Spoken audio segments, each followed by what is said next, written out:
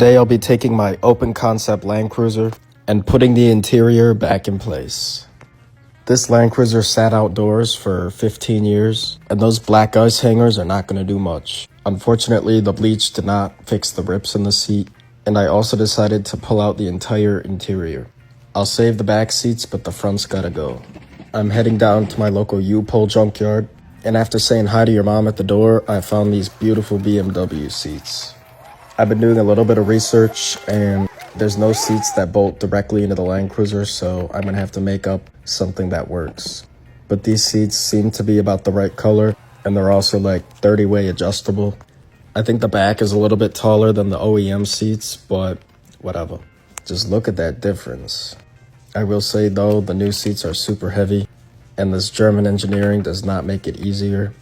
I'm pausing that project for now, because I'm gonna have to think about how to get these seats to line up.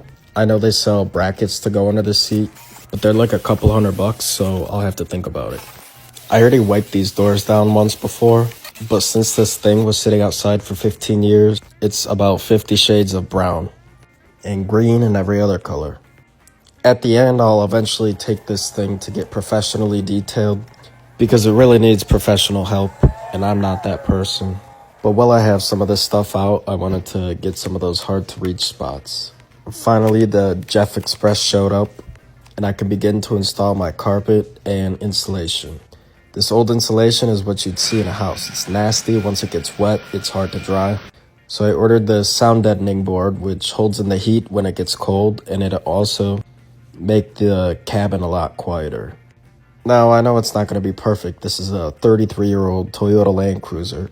It ain't going to sound like a Rolls Royce, but they say this stuff does something, so sure, we'll put it in. It was that Amazon special anyways, so whatever.